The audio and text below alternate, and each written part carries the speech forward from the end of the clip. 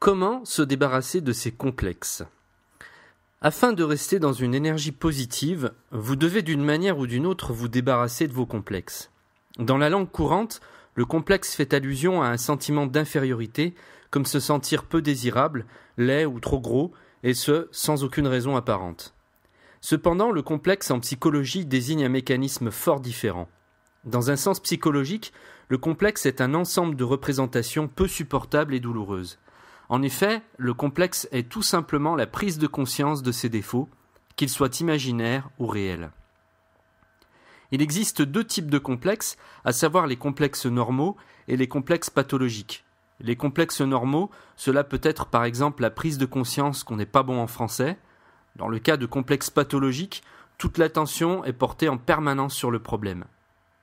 Que faut-il faire pour vaincre vos complexes pathologiques ? Lorsque l'on commence à avoir des perturbations sur notre comportement pour masquer notre complexe, l'on ne voit plus que ce problème.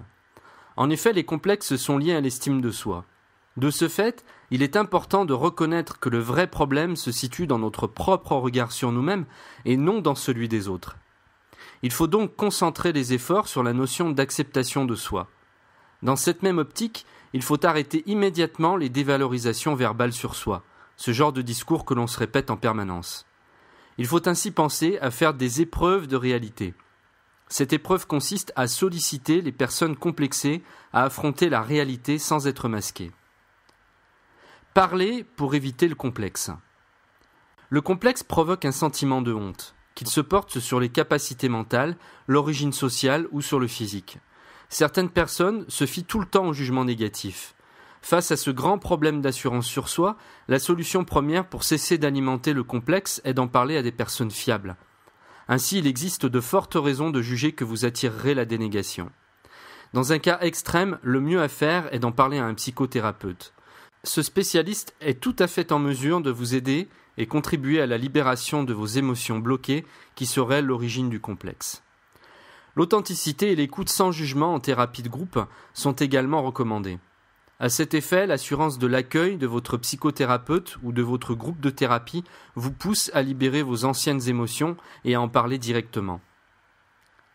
Agir face à ces complexes. Lorsqu'on souffre d'une apparence de soi, on a toujours tendance à vouloir le remplacer par d'autres qualités. Il est donc grand temps d'abandonner l'entretien de nos complexes. En général, nos croyances dirigent nos comportements. On croit être nul et on reste en retrait par rapport aux autres. C'est pourtant un comportement que l'on ne doit jamais adopter.